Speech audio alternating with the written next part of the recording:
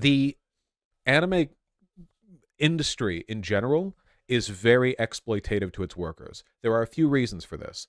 Part of it is because the anime industry is largely a, Japanese industry, and Japan has a very toxic work culture. I've talked about this before. It's you can read articles on it that are a lot more informed and detailed than anything I know. But my understanding is that in Japan, look, one of the reasons why anime has a tendency to focus on high school age people, aside from the pedophilia bit, is because my understanding is that in Japanese culture, your life kind of ends a little bit after you graduate.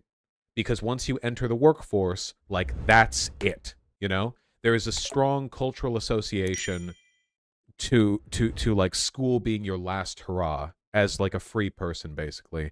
And obviously this is true to some extent like in America as well, because once you're expected to work, like blah blah the workaday. But in my understanding is that it is quite a bit worse in Japan. They have a specific word for death by overwork. Their worker culture and worker protections are a lot weaker than ours. People often stay for unpaid overtime. Like they're expected to go to drinks with their boss. Like it's very, my god, the cat's battling. It's very toxic. It's not good. It's not good. I think, this is specific to the anime and manga industry as well. For example, a good example that I know of is Shonen Jump. Who here knows what Shonen Jump is? Raise your hand. Or Hypers or whatever.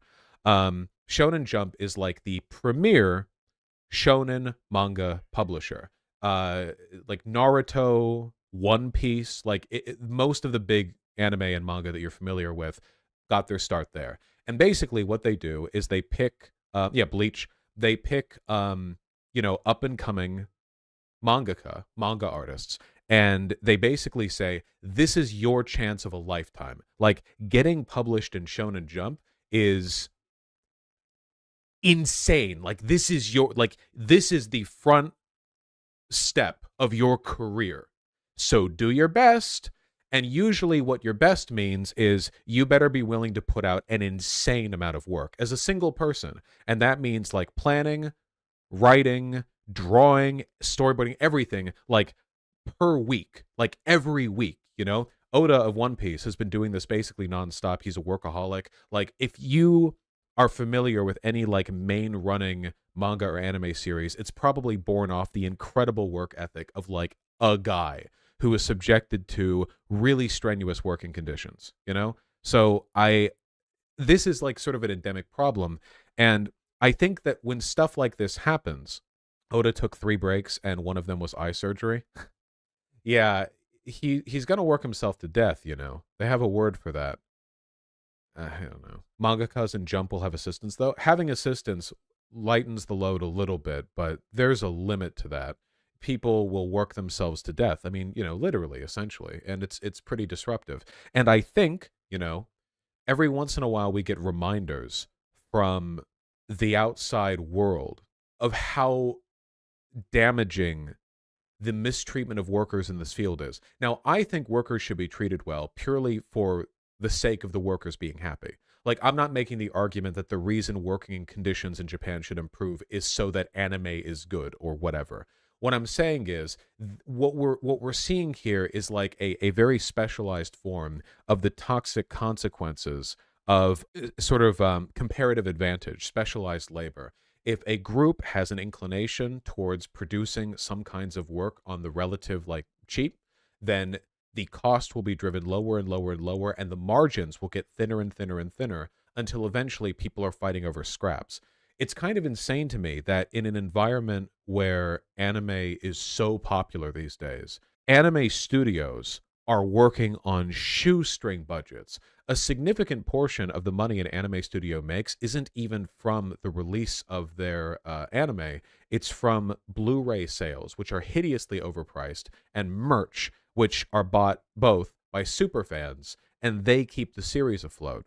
It just seems weird to me. Like if you could make a comparison, I guess, like over here in America, we have prestige television or like Netflix original specials that, while certainly not perfect, are sometimes given a decent like bedding of funding and time to work with. It's a huge like there's a gap between that and the margins that anime studios work on, and that causes harm to the industry. It causes harm to you. Have you ever looked at an anime that was made back during the like 1990s, like a decent production, like 12 episode anime or even a few OVAs, and thought, wow, they don't really make anime that look like that anymore? A lot of that isn't just a stylistic change or the shift from original like animation cells over to digital. A lot of that is also because if you go back far enough, they just literally had more money to work with. Think of like premiere or mainline anime, right? Neon Genesis Evangelion. If you go back and watch the original TV series, not the remakes, not the movie, whatever else, just the TV series, there's a lot of stuff that you can look at and appreciate there that, in my opinion, is reflective of the fact that the studio had not been reduced to like the utmost crunch in terms of like the money that they were given, the time that they were given. We're getting a worse product. Occasionally, there are anime that like break out and do really well in spite of these budgetary issues. And like Jujutsu Kaisen is great in my opinion.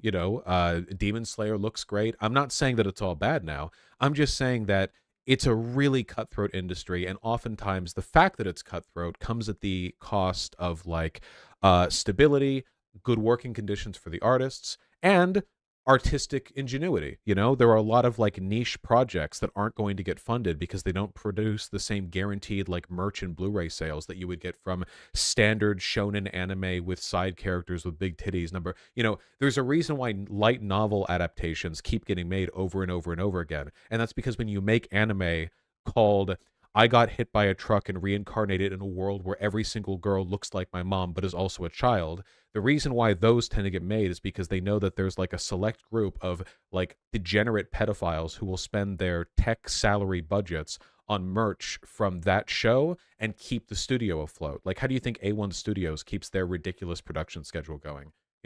Or stuff that's genuinely inventive and creative. I'm going to say it. Fucking, do I have it here? God damn it, it got moved. Like Dorohedoro, which is an experiment, but like experiments don't get rewarded in industries that cutthroat. They used to more, not so much now. It's just kind of a shame how much everything has been homogenized. Not to say Demon Slayer is bad or Jujutsu Kaisen is bad, they're not. But like, look, even with all the money in the world, like Studio Mappa is doing phenomenally, and like, look, they're having these issues. I don't know. I feel like I'm kind of rambling. It's an industry that I hate that occasionally produces pieces of art that I like. Are you perhaps saying that capitalism is bad? Maybe. Imagine trying to sell JoJo's Bizarre Adventure to a studio now. It was hard enough in the first place. That's true. This would be something that I would need to do more research on to really make the point. But I feel like if you look at which projects get picked up and funded, they are way more homogenized now than they used to be. Like, Evangelion was not just a mecha anime. It was this like psychological thriller that immediately distanced itself from the mecha tropes that its genre was sort of mired in. And it did really well. And sure, that was an exception even for its time. It just feels like every breakaway project now is shonen shit, right? Like, what big anime are big right now? I'm not saying they're bad. I'm just saying that they're, kind of genre samey, right? One Piece is huge. That's shonen. It's great. I love One Piece. But it is shonen. Demon Slayer is shonen. Jujutsu Kaisen is shonen. Chainsaw Man is a satire of shonen that also operates as a shonen. So, whatever. My Hero Academia, shonen. Is Vinland Saga shonen?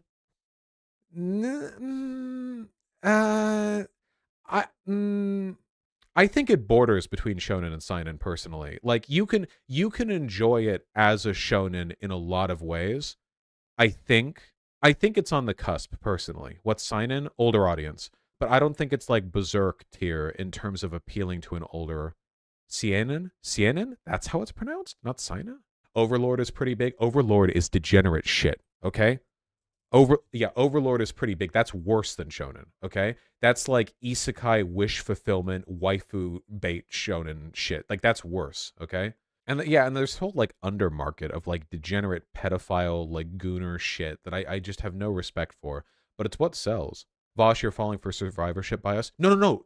I'm not falling for it. I'm pointing it out. This is what survives, Load up the top 10. Sure.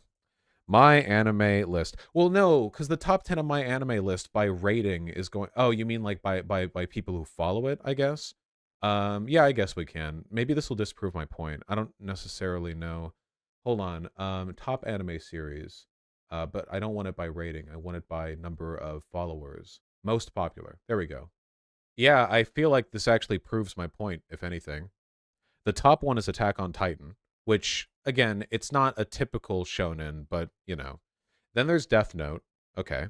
Full Metal Alchemist Brotherhood, top tier shonen. One Punch Man, comedy shonen. Sword Art Online, isekai shonen. Boku no Hero Academia, straight shonen. Kimetsu no Yaiba, that's Demon Slayer, right? Yeah, shonen. Naruto, shonen. Tokyo Ghoul, never seen it. Pretty sure it's shonen. Hunter x Hunter, top tier shonen. Kimi no... Oh, this is a movie. Your Name? No Name? Whatever it's called. Attack on Titan. Steins Gate, mystery thriller? Tokyo Ghoul is seinen? Okay.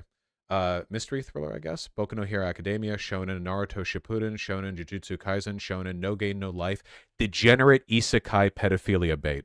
Worse than shonen. Shingeki no Kyojin, Attack on Titan Season 3, shonen. One Piece, the big shonen. Also, this is one of the reasons why I don't trust my anime list. My anime list has a really weird, like, skew for popularity, because in terms of popularity, One Piece is like the god on top, like, sitting on top of this list. One Piece is not the 19th most popular anime. Not even close. Movie, Code Gay Ass. I haven't seen it. Shingeki no Kyojin, Toradora, I haven't seen it. I know I should. It's been on the list forever. What the fuck is this? The Human Metronome. I don't know. ReZero. Shonen. ReZero is shonen. ReZero is shonen for people who think they're smarter than shonen. Okay, I fucking hate ReZero. ReZero mixes like degenerate isekai waifu bait shit with like people who like shonen but think they're smarter than people who like shonen. I fucking hate ReZero. I saw right as I started saying that, somebody in chat was like, "I like ReZero." Listen, if you like ReZero, okay, I love you. It's fine. FMA Brotherhood. FMA Brotherhood is goated, top tier. Again, sorry, this is just turning into like an anime list, like ranking list or whatever. The only point that I'm making is that I feel like the industry is stagnant in large part because creative limitations are imposed on the studios by like narrowing margins and poor treatment of the animators. Okay. Moving on. Okay. What genre would you call Spy X Family? Probably slice of life, right?